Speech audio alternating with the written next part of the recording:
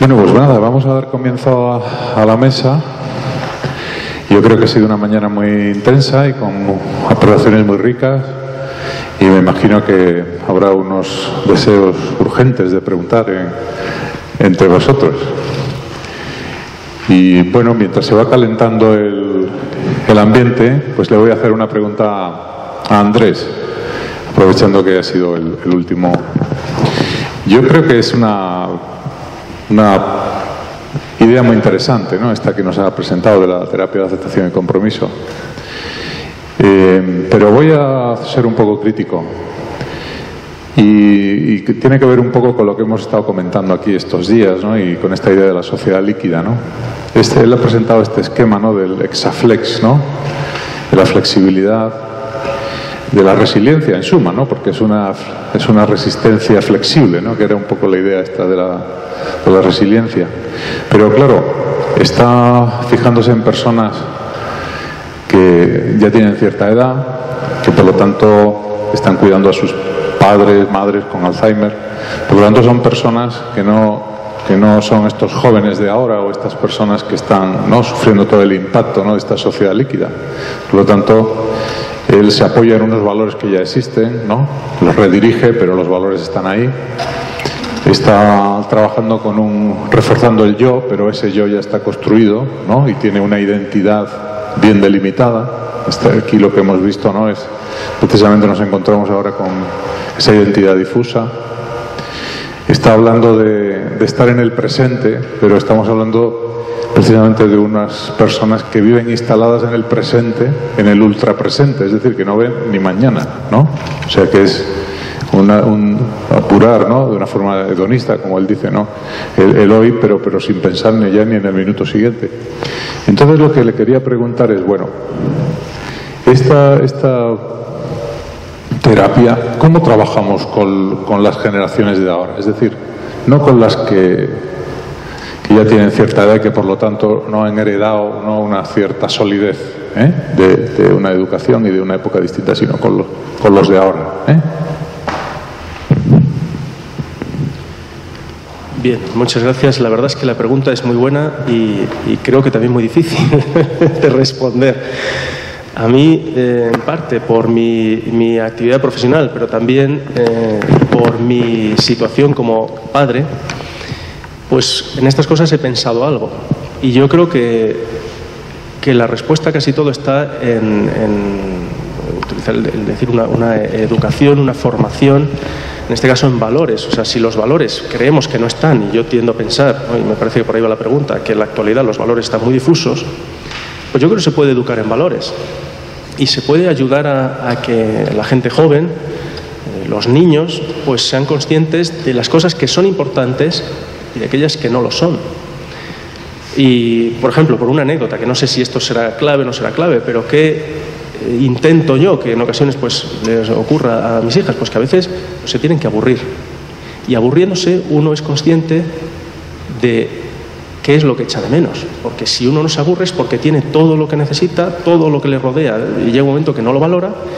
Y sin embargo, si consigues que haya momentos de, oye, esto lo tienes que apreciar, lo tienes que valorar, pues por ahí igual se puede hacer algo. No sé si a alguno de mis compañeros, quizá Javier López, que ha trabajado también mucho en esto, igual se le ocurre alguna idea que pueda ser más, o que esté más sustentada en teoría, pero a mí me da la sensación de que se puede hacer algo y de que hay que hacer algo, y quizá tiraría por ahí, no estoy seguro. Sí, yo creo que con los adolescentes, con los jóvenes que nos parece que viven que nos parece, ¿no?, nos da la sensación que viven en el absoluto presente, sin ningún valor, ¿no?, en el que estar implantados. Yo tengo la experiencia, ¿no?, de trabajar con ellos, preguntándoles por las cosas ellos se sienten religados, o sea, con las personas que son importantes para ellos realmente, ¿sabes? No los que te dicen, sino los que realmente, cuando tienen un problema, ¿a quién va? ¿A quién se lo cuentan?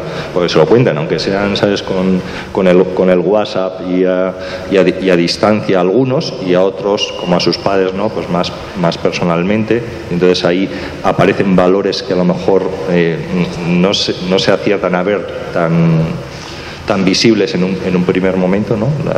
Las vinculaciones, las religaciones, y luego también cuáles son sus metas y sus objetivos en la vida, si es que los hay, ¿no?, más allá del puro presentismo, porque si hay alguna meta, si tienen algún objetivo, si hay algo que les ilusiona, detrás de eso hay un valor, algo que les parece importante. Entonces sí que es verdad que hay como que rebuscar, ¿no?, que no son tan obvios, que ni ellos mismos no los llaman valores, como a lo mejor sí que lo llaman las personas más mayores o las de mediana edad, que son cuidadores, pero lo son si les empujan a hacer algo o les vinculan con personas que para ellos son importantes y significativas. Muy bien, muchas gracias. ¿Alguna pregunta o comentario?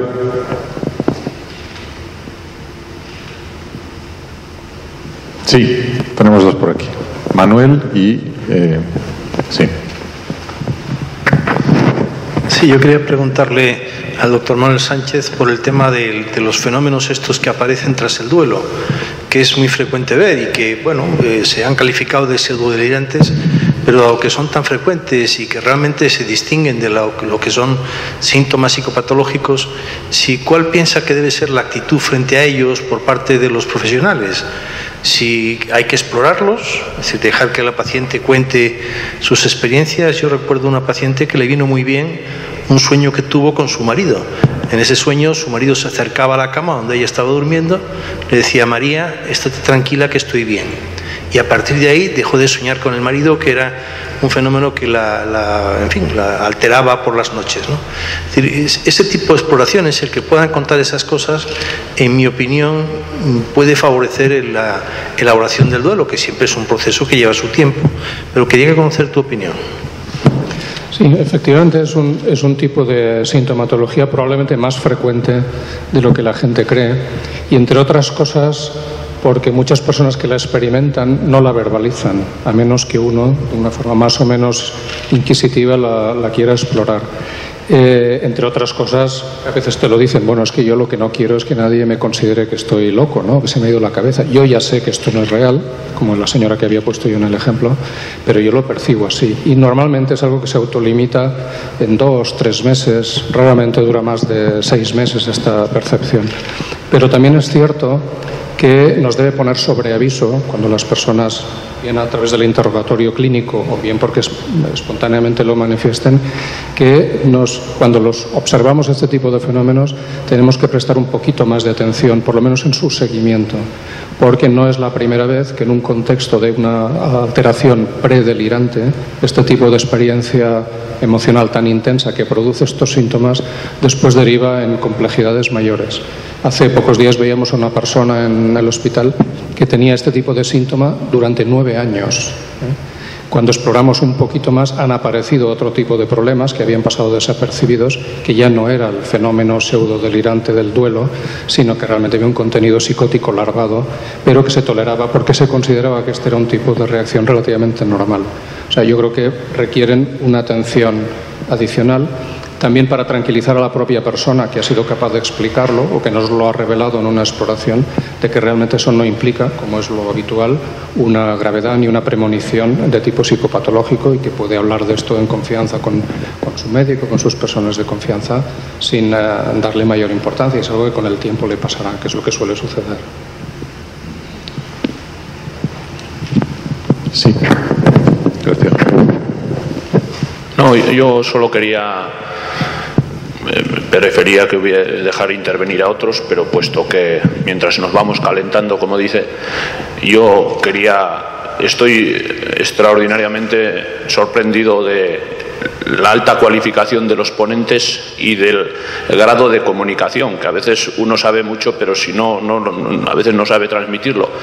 Y, como digo, y referente a las jornadas de hoy en sí, dentro de su alta cualificación, yo dentro de mi lenguaje más sencillo, más normal, participo perfectamente, como digo, me han encantado las jornadas.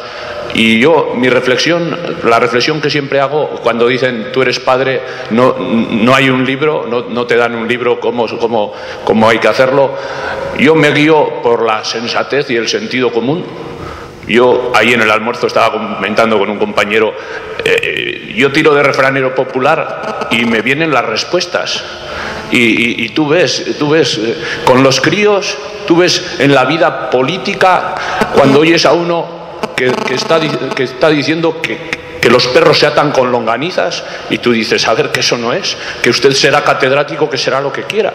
Tú te vas a los hijos y es lo mismo, estás con los hijos y estoy perfectamente de acuerdo, los hijos se tienen que aburrir, que no es malo, que al contrario, la felicidad, yo la felicidad completa, entiendo que la felicidad completa, o sea, viene más completa cuando has conocido el fracaso, cuando te has caído, cuando conoces los reveses, entonces disfrutas luego la felicidad. Y no me quiero extender más. Hay una parábola muy bonita con la resiliencia, cuando ha dicho el padre parece el roble, y cuando te explican la parábola, o la metáfora mejor, de el roble y el junco, ¿no? Hay que ser junco, el junco se plega, el junco tal, y el roble se reía del junco, y el roble con un vendaval acabó arrancado, y ahí siguió el junco. Y son metáforas muy bonitas. Muchas gracias.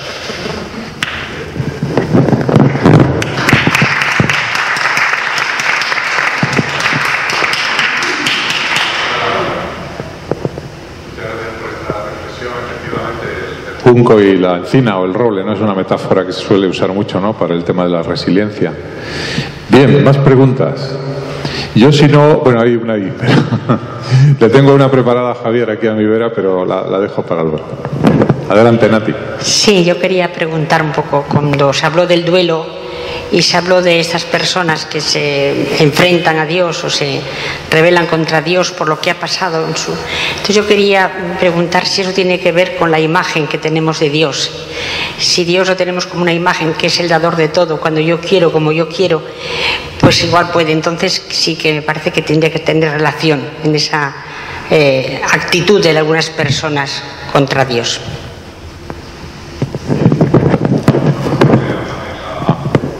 La palabra para que responda, pero también me gustaría conocer la opinión de don Francisco y don Juan Antonio, que yo creo que en este tema también pueden hacer una aportación interesante. Hay un estudio que no he tenido tiempo de comentar, muy interesante, hecho en Barcelona por la Fundación Vidal y Barraquer, sobre los duelos en los creyentes en función del nivel de solidez de su vida de fe. Es de un subgrupo de personas con podríamos considerar una fe muy sólida, personas que están en una situación de fe más ligera o que no practican o que hace tiempo que no practican, y personas que tienen una actitud militante contra la vida de la fe o que fueron creyentes hace muchos años, ¿no? Ellos encuentran que en el primer grupo estas reacciones de tipo de rechazo a Dios o de culpar a Dios por una muerte, etcétera, se dan con muy poca frecuencia.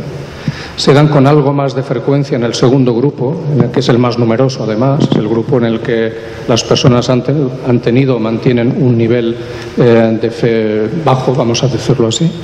Y tiene un fenómeno muy curioso en el último grupo, que son las personas que nunca creyeron o que creyeron y después de una forma muy activa se volvieron en contra de sus propias creencias, ¿no? Y es en ese último grupo ellos encuentran las reacciones más furibundas, más radicales contra Dios, por ejemplo, cuando perciben este tipo de situaciones en la vida, pero también encuentran en una proporción muy similar, casi la misma en porcentaje, reacciones de conversión, es decir, reacciones de vuelta a la fe después de un palo muy gordo, por decirlo de alguna manera.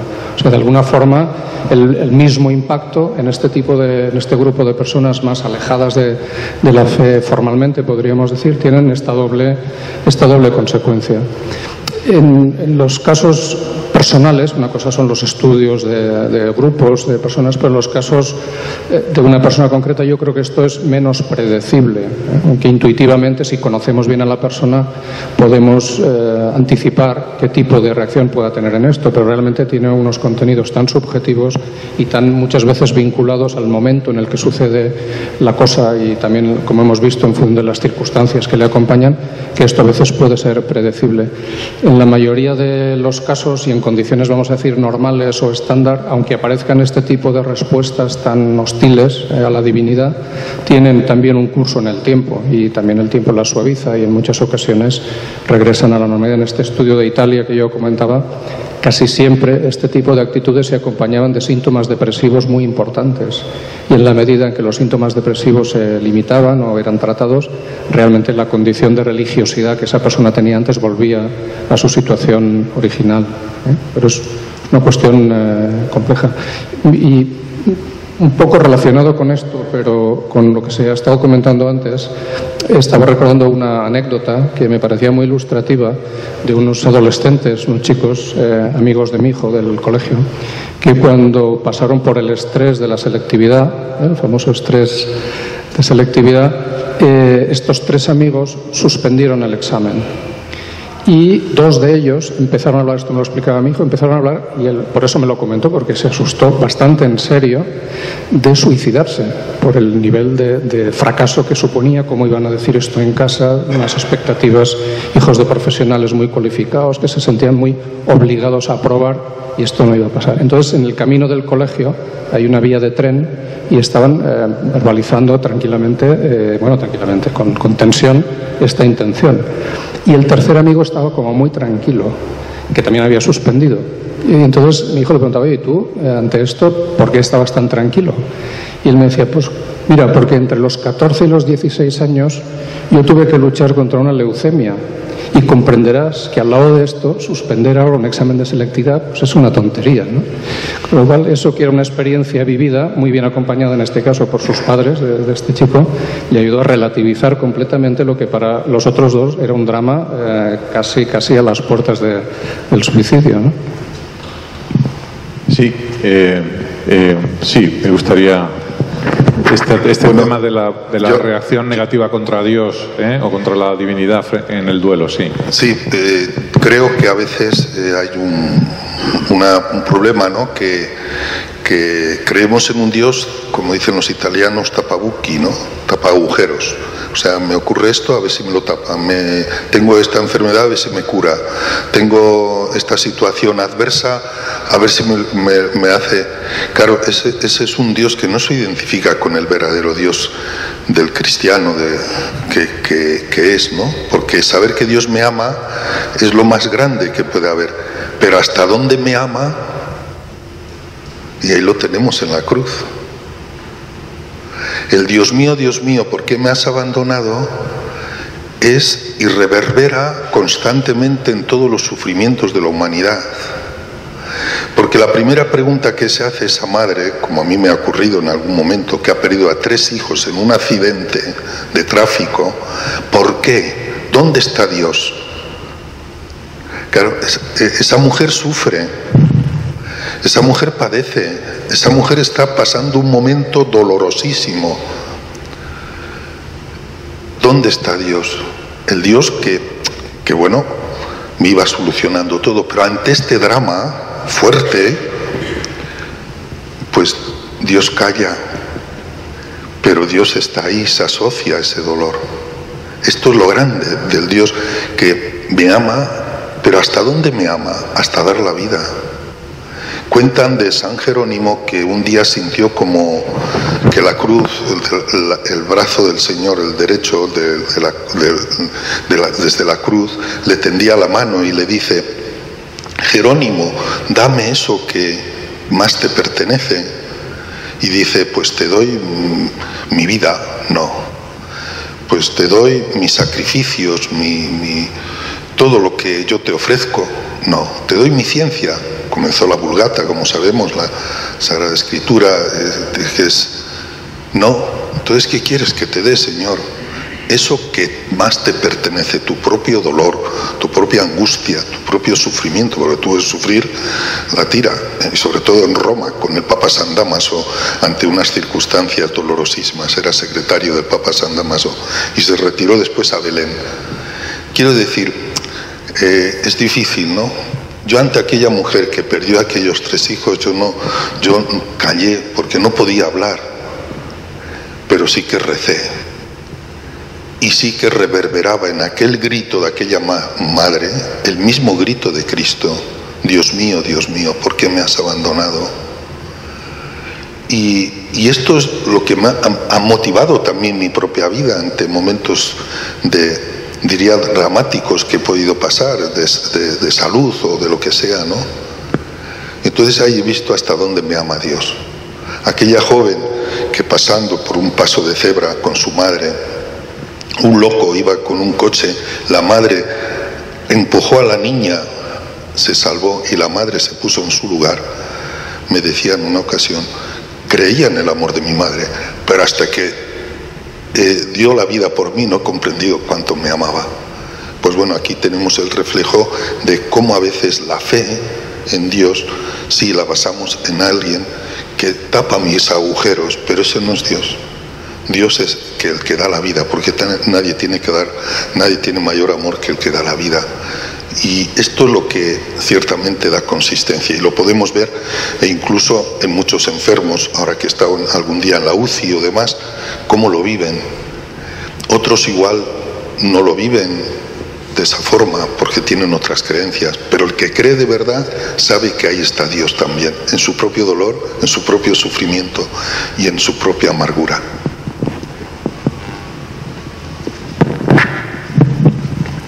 Muy bien, muchas gracias. ¿Más preguntas o más? Sí, adelante.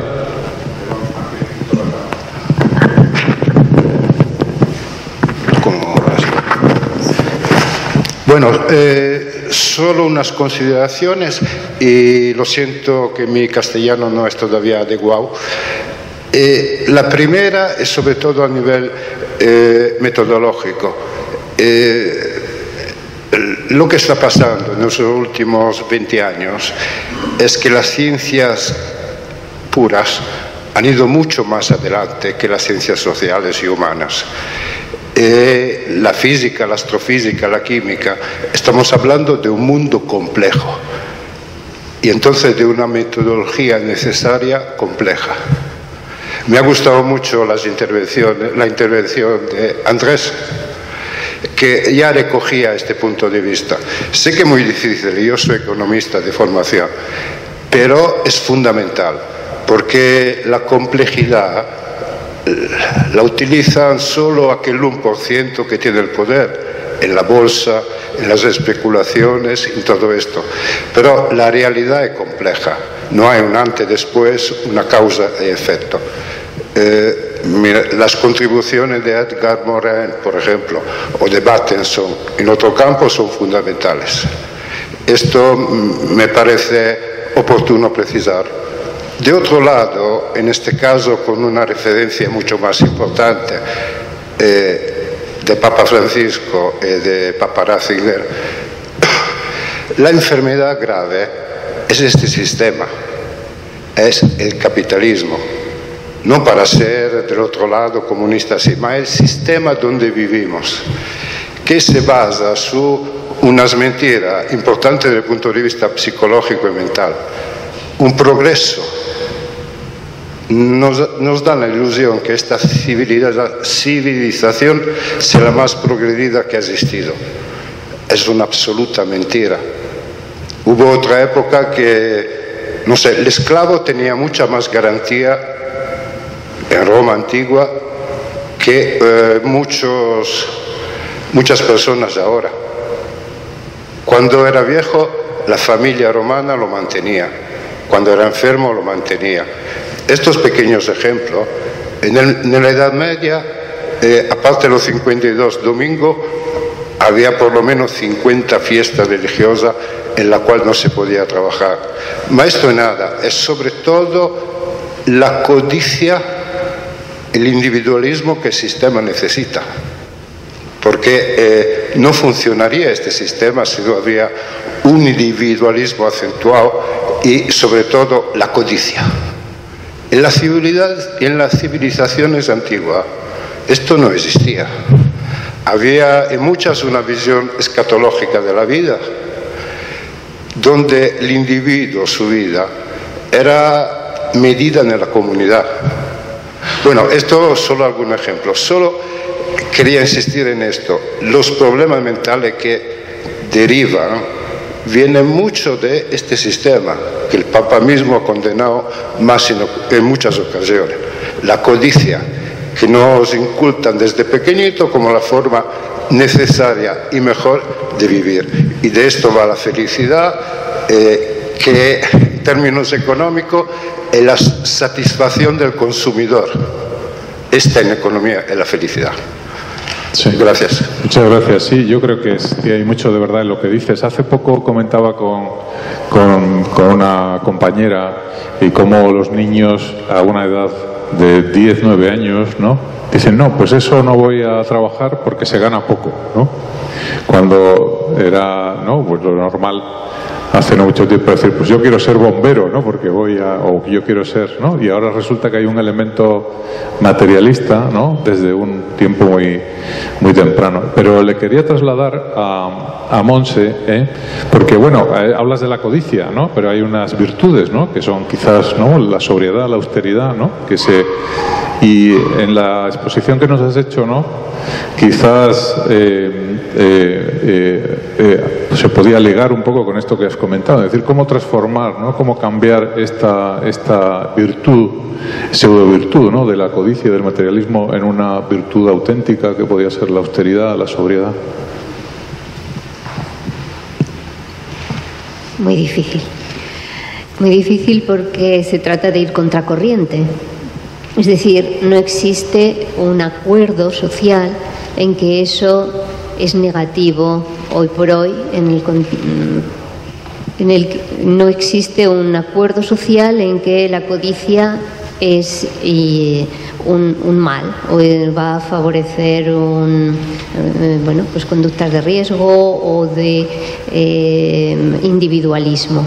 Porque precisamente estamos en una sociedad en que favorece el individualismo, favorece el narcisismo, favorece que yo me imponga, que yo compita y no importa que quienes caigan, porque lo que interesa es que yo tenga el éxito y además pues no me tengo que hacer cargo de los otros que no lo tienen, porque lo que importa es que yo tenga, que yo disfrute, que yo vaya a disfrutar de las vacaciones, como decían antes, que están de moda. Entonces, se necesita, diríamos, un acuerdo social, se necesita un plan educativo y una coherencia entre estos valores que promovemos, que son la expresión social y psicológica de las virtudes clásicas, que se traduzcan también estos planes educativos en valores que se traduzcan en acciones sociales, en acciones que refuercen el comportamiento no individualista, sino colectivista. Hay un experimento en una sociedad en una tribu africana en la que un investigador lo que hace es decirles a unos niños: mirad, vamos a hacer un juego y quien llegue primero quien encuentre una pista, pues tendrá un paquete de caramelos para él.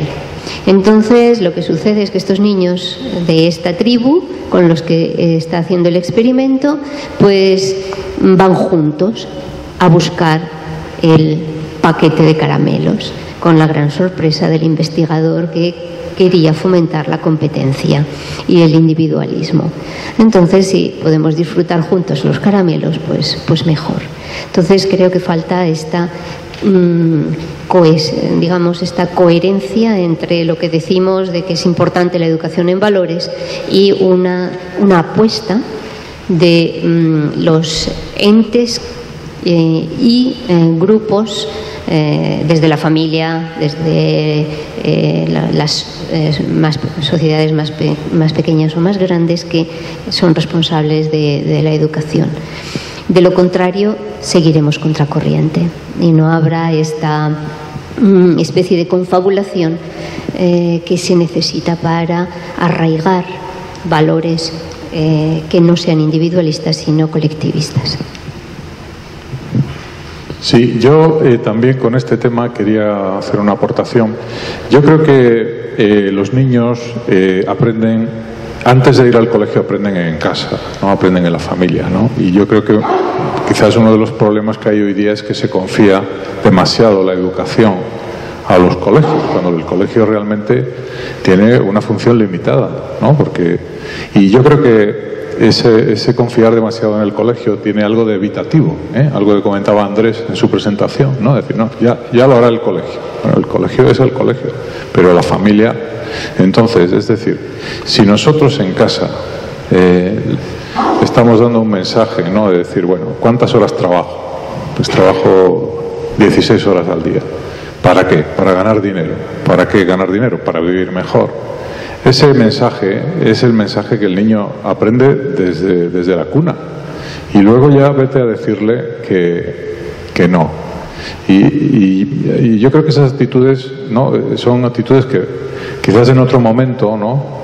Cuando los valores sociales eran otros y cuando no era tan importante la toma de conciencia individual sobre lo que vamos a hacer con nuestra vida, como lo es ahora, en que uno podía confiar, ¿no? En que a uno, bueno, digamos el medio, ¿no? Que era mucho más favorable, ¿no? Pues iba finalmente, ¿no? A marcar un surco en el que se podía seguir. Pero yo creo que eso ya ha pasado. O sea, ahora realmente tenemos que ser conscientes de que lo que nosotros transmitamos es lo que va a haber.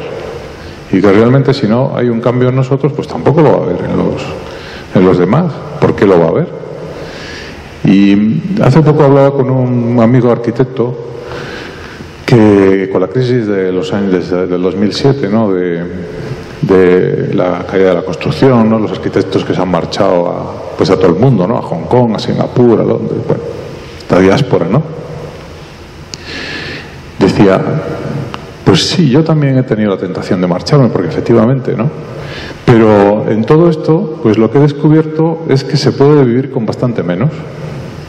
Es decir, que antes, pues cuando tenía dinero, que a mí me gusta viajar, pues iba a la selva amazónica o a Vietnam, como ha dicho Andrés, pero ahora voy pues a Urbasa. ¿Y qué? Es decir, se puede vivir de otra manera. Y no expatriarme, meterme allí en un sitio que no conozco y perder, ¿no? Toda una serie de cosas que... Es decir, y él contaba, ¿no? La experiencia de mucha gente que se había ido y que realmente las historias, en la mayoría de los casos, no son historias de triunfo, ¿no? Son personas que han emigrado, pero que realmente, cuando a lo mejor, ¿no?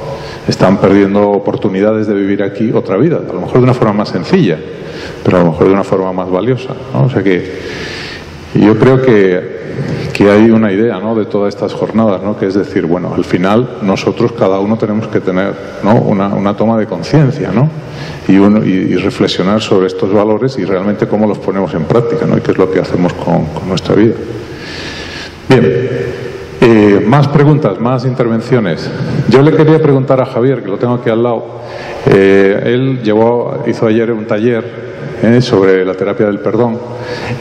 Hubo otro taller, la terapia de la palabra. Y aprovechando que está aquí, quería preguntarle la relación entre la culpa y el perdón. Porque yo tengo una experiencia clínica muy fuerte con el tema de la culpa, ¿no? Y creo que la culpa hace mucho daño, ¿no? Y muchas veces hay personas que desde la culpa, ¿no? Desde la culpa piden perdón, pero claro, es un perdón que en realidad lo que hace es consolidar la culpa, ¿no? porque es como una confirmación, ¿no? Y entonces, a él que tiene experiencia en este tema, me gustaría que explicara un poco, no sé si lo hizo ayer o no, me imagino que sí, pero me gustaría un poco que profundizara un poco en este tema, ¿no? De la relación entre la culpa y el perdón. Bueno, una pregunta de altura a la que no sé yo si estaré. Ayer hablamos apareció el tema de la culpa porque está asociado. La culpa, yo creo, en la experiencia clínica, nunca es salutógena, o sea, nunca ayuda. Los estudios, ¿no? Los que se habla de la espiritualidad y su relación con la capacidad de respuesta ante situaciones adversas, etcétera. Y cuando surge este tema, ¿no? De hasta qué punto la espiritualidad, la religiosidad, la fe pueden ser objeto de estudio científico, y él ha citado, ¿no? Que bueno, pues que realmente no se puede hacer un estudio metodológicamente correcto, ¿no? Y yo querría preguntarle, ¿existe el estudio, incluso idealmente, metodológicamente correcto para poder saber la relación que hay entre la creencia, la convicción, la espiritualidad, la fe y la respuesta de uno ante la adversidad? Bueno, un poco en relación a los estudios que yo he presentado y algunos otros más consultados que no he proyectado, la respuesta sería que a día de hoy, al menos hasta donde yo conozco, no existe una metodología capaz, explicaba yo, de capturar de una forma incuestionable la calidad o la profundidad de la vivencia religiosa, porque tiene un nivel de subjetividad y personal tan único que realmente trasladar eso a escalas o a determinados instrumentos para intentarlo objetivar es difícil. Como yo he comentado antes, lo más que se consigue en algunas ocasiones es intentar recoger los niveles de práctica religiosa, que eso es un indicador, pero evidentemente no explica toda la realidad.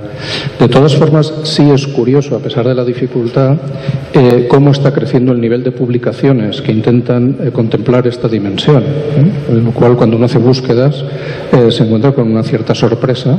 Parece que va a encontrar pocas cosas o pocas cosas anecdóticas, y realmente están habiendo cada vez, no sabría decir en este momento, pero un incremento exponencial. O sea que realmente el interés sobre el tema es importante, porque sí que se intuye también en el ámbito científico que esa dimensión tiene mucho que ver con índices de supervivencia, con procesos de superación de distintos, ya no duelos, sino incluso de distintos procesos personales. Y pienso que también, incluso desde ámbitos no creyentes, desde ámbitos estrictamente, vamos a decir, asépticamente científicos, se está descubriendo o redescubriendo que la espiritualidad es una condición, es un condicionante que tiene mucho que ver con el pronóstico de muchas situaciones. Quizá todavía ahora realmente estamos lejos de poder medir eso de una forma incontestable, de forma que un estudio nos revele definitivamente que efectivamente en un 42,7% la religiosidad es eficaz para tal o cual cosa.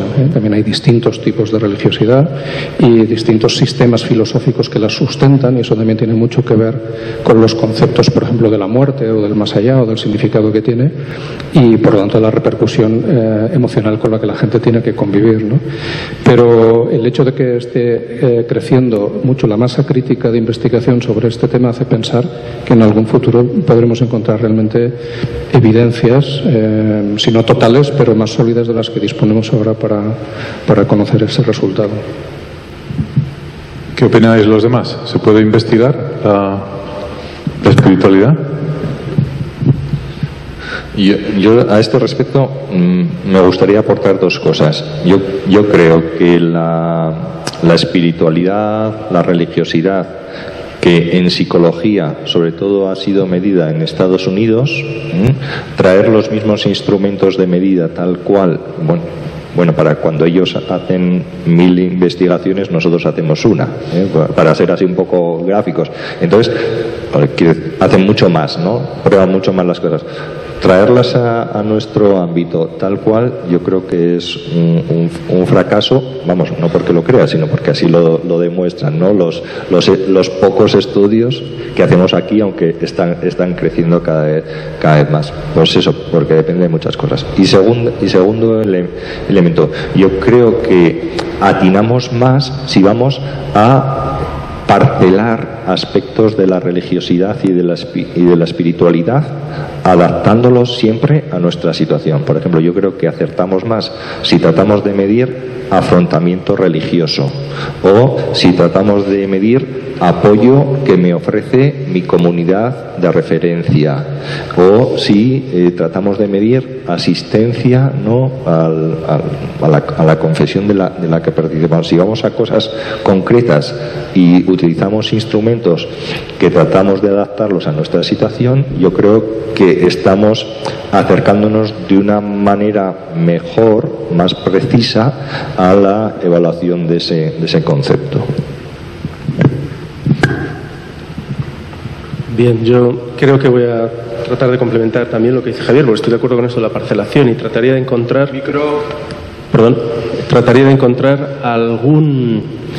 alguna parcela de la religiosidad o de la espiritualidad que pueda ser igual, pues por ejemplo, el ver una perspectiva más conductual o incluso a través de pruebas implícitas, como las que estaba comentando, ¿no? Pues todo lo subjetivo, pues llega un momento que si tú lo analizas de una manera implícita, o sea, que obligues a la persona a responder algo en milisegundos, pues puedes tener un dato más objetivo.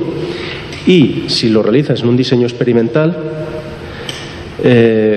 por ejemplo, me estaba acordando de un estudio en el que, con consentimientos informados y todo esto de la ética, pues es muy interesante porque hacían que unos cuidadores observasen a su familiar sufriendo. O sea, tenían que ver cómo la persona, creo que tenía un cierto grado de dependencia, no sé si demencia, pero tenía que llevar un peso o algo de un sitio a otro y ellos estaban en otra sala sin que el familiar les pudiese ver y veían pues que sufrían y medían, si no recuerdo mal, la tasa cardíaca y otra serie de medidas.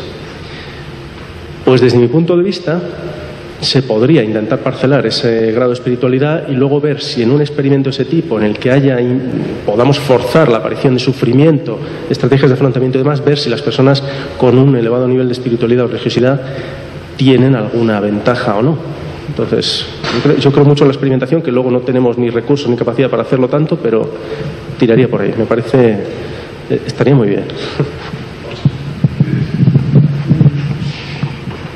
Sí, en realidad el problema es tener instrumentos para medir o para traducir una experiencia tan íntima en la que la experiencia espiritual es real para mí y difícil de expresar para que otros la reciban, la entiendan. En este debate están Kenin en Estados Unidos y King en Inglaterra y no se ponen de acuerdo, ¿no? Como los dos popes de estas investigaciones. Así que les seguiremos a ver si llegan a algún acuerdo. Pero yo cuento lo que sí es cierto es que la experiencia espiritual cambia la vida. Entonces, yo acabo de venir de China, de un encuentro donde se ha reflexionado sobre el perdón con jóvenes de 19 países del mundo que escribieron un manifiesto de cómo vivir el perdón y cuán importante era el perdón en las relaciones humanas, para cambiar las relaciones humanas. Y algunos de estos jóvenes pues han tenido experiencias espirituales, aunque no necesariamente todos eran católicos, pero sí tenían una experiencia de relevancia espiritual. Y uno de ellos me contaba: yo en esta convivencia he sentido que Cristo abrazaba mi corazón y ahora está en un proceso vocacional. Es decir, que lo importante es que nos pongamos en las condiciones, yo diría, extraordinarias de dar cabida y dar cauce y explicitar y dejar que se expliciten las experiencias espirituales. No sé con qué instrumentos, pero creo que si estamos abiertos a ellas las captaremos, ¿no? y creo que en el ámbito clínico son muy importantes. En Estados Unidos ya la espiritualidad, la religión son una materia más en las escuelas de medicina, pero no porque entiendan que es bueno para, bueno, sí que hay evidencias, pero empezaron a ponerlas porque el profesional de la salud, el médico concretamente, rendía más cuando podía hablar de estos temas trascendentes con los pacientes. Digamos, muy pragmático, pero bueno, yo creo que del pragmatismo también se sirve Dios para potenciar lo realmente importante, ¿no?, para el ser humano. Bueno, pues vamos a dar paso a una última pregunta, y con esto terminaríamos ya la mesa redonda. ¿Lo hacemos así? Gracias. Bueno, yo lo siento que me he incorporado ya casi a última hora, pero bueno, que no he podido escuchar a los ponentes anteriores. Pero sí que pude aportar. A ver, tengo una señora, bueno, conozco, no es que sea muy amiga, pero me dijo que ya ha podido experimentar como enfermera en el hospital en el que trabaja la diferencia entre gente que muere siendo creyente que no. O sea, que a lo mejor ahí se puede apuntar una posibilidad de investigación en los hospitales que permitan ese tipo de estudios. Es decir, bueno, pues cómo ayuda a afrontar la muerte a gente que tiene una fuerte creencia. Y ahí se puede, que es una puesta en práctica, de decir, pues la espiritualidad realmente ayuda. Por otra parte, tenemos la información ahora, triste información, de que se cometen 4.000 suicidios al año en España. Entonces, también se podría hacer un estudio de todos estos, cuáles han podido ser las posibles motivaciones, si tenían algún tipo de creencia. Quiere decir que hay datos en positivo y en negativo, que se pueden ir estudiando poco a poco. Esto con respecto a lo que os acaba de comentar. Luego, con respecto a lo que habló, que te he oído a Andrés, puedo aportar un testimonio que a lo mejor ustedes lo han oído o si no lo tienen en internet, que es de un arquitecto mexicano, más allí, ¿verdad? Se oye demasiado. Entonces, que estuvo 9 meses y medio en un zulo, en Puebla, de la Ciudad de México, y entonces, vamos, pidieron un rescate tremendo. Bosco Gutiérrez, lo pueden buscar. Bueno, el asunto es por la aceptación. ¿En qué momento él cambió mentalmente y espiritualmente para hacerse frente a la situación?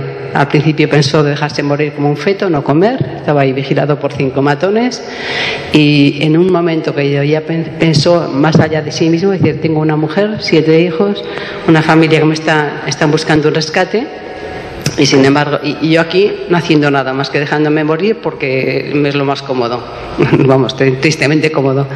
En ese momento que tuvo esa reacción, empezó aceptó, y a ver, estoy secuestrado, no soy un secuestrado. Yo puedo por encima de eso, estoy secuestrado y voy a exigirme. Entonces empezó a hacerse un plan, un horario de eso, cuánto iba a correr en 5 metros, iba a hacer un plan, pidió papel, empezó a escribir, empezó a leer el Evangelio que lo pidió, incluso empezó a hablar con alguno de los matones que lee esto, pues libros más no sé cuántos. Entonces quiere decir que esa capacidad de aceptación hasta dónde puede llegar. Vamos, llegó hasta que incluso tuvo la suerte, como era muy habilidoso, en un momento de despiste hizo no pueden escuchar toda la historia, muy interesante, y se pudo escapar. Y ahora vive y tiene, incluso luego tuvo 2 hijos más. O sea, que son ejemplos prácticos de cuando uno acepta mentalmente y se pone a ello, es posible salir de situaciones tremendas. Muchas gracias. Muy bien, muchas gracias por la pregunta. Entonces le doy brevemente el micro a Andrés y a Manel para que conteste. Agradezco mucho el ejemplo. No me queda bien con el nombre. Si luego me lo puede decir, pues yo estaré encantado. O sea, es verdad que si uno se pone a pensar, encuentra muchos ejemplos, y yo creo que en la vida de cada uno buscamos ejemplos de esos, de haber aceptado cosas y a partir de ese momento tener energía para adelante, porque yo creo que es cuando tienes igual más visión para darte cuenta realmente de lo que tienes, ¿no? A mí personalmente, pues el tener las hijas, pues yo creo que aparte de todas las responsabilidades que más o menos han podido salir aquí de educación y demás, pues es una lección para uno mismo, de decir, pues qué suerte tengo, ¿no? Y a veces cuando veo a otro viajando, digo, pues tú estarás viajando y yo estaré y venga con las niñas a todas horas, pero pero qué bonito sí, qué suerte tengo de tener esto, ¿no? Y yo creo que ayuda mucho cuando uno toma una decisión de ese tipo a valorar la vida de otra forma. Entonces, lo agradezco porque seguro que me viene también para utilizarlo en clase. Bosco Gutiérrez. Bosco Gutiérrez, en México. Muchas gracias. Estuvo en Pamplona, viendo su testimonio. Sí. Le paso a Manel y luego también Javier quiere hacer un comentario. Bueno, pues nada, simplemente por corroborar lo que has dicho, aprovechando el ejemplo de esta persona, y en el caso que comentábamos esta mañana de la respuesta a los impactos de duelo, por ejemplo, pues casi todas las hipótesis teóricas que hemos estado comentando acaban en la fase que llaman de aceptación, ¿eh? Efectivamente es la aceptación la que da, es la piedra de toque de la maduración, de la madurez en una situación de adversidad, y es la que desde esa aceptación permite construir, cada uno en la medida de sus capacidades, pues determinadas salidas al problema. Hasta que no se llega a esa fase de aceptación, realmente es difícil movilizar los recursos pocos o muchos que pueda tener esa persona. Yo una de las cosas que, bueno, durante este tiempo, ayer y hoy, reconozco que estoy aprendiendo mucho y os agradezco profundamente todas las charlas y las aportaciones que estáis dando, ¿no? Pero yo va a hacer este próximo año que viene 25 años de sacerdote, es decir, las bodas de plata.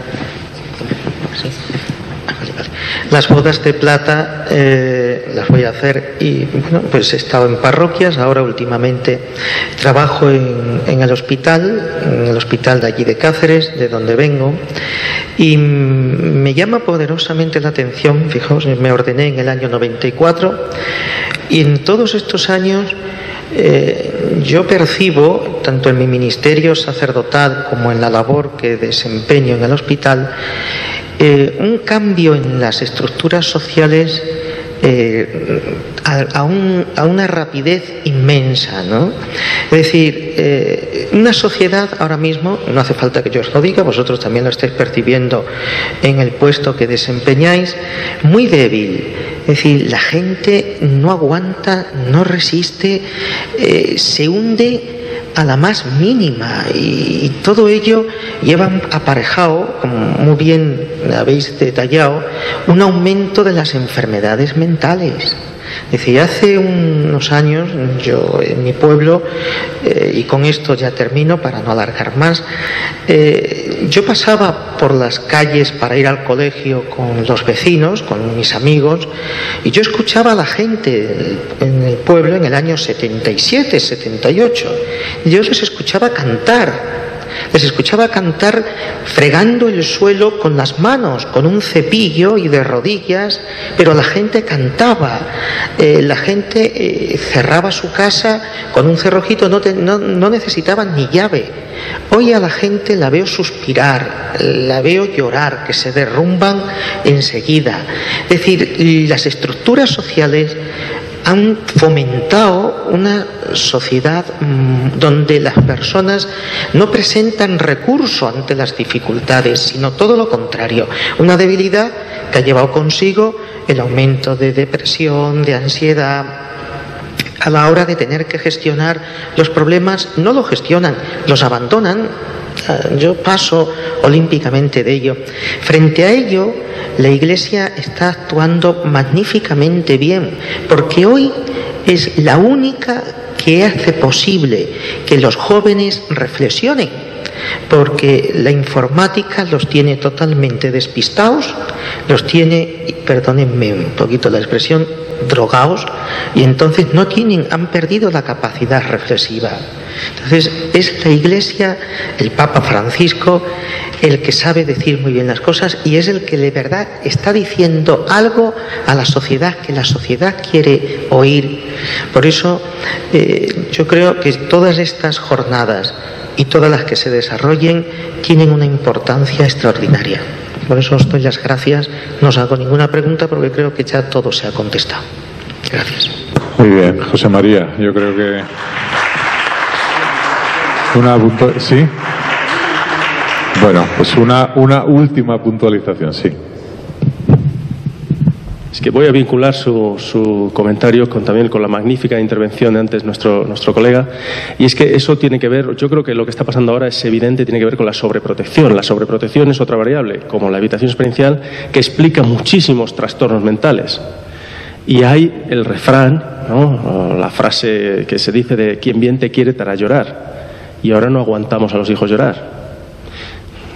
Pues por ahí van las cosas, porque le estamos haciendo débiles, vulnerables, a costa de cuidarles demasiado. Bien, pues yo creo que ya es tiempo, y bueno, creo que ha sido una mesa redonda muy rica, muy interesante. Creo que hemos revisado muchos de los aspectos que se han tocado en todas las jornadas. Yo creo que es un buen colofón de las jornadas. Así que, agradeciéndoos vuestra participación, le pido a Juan Antonio que pase aquí para ir cerrando.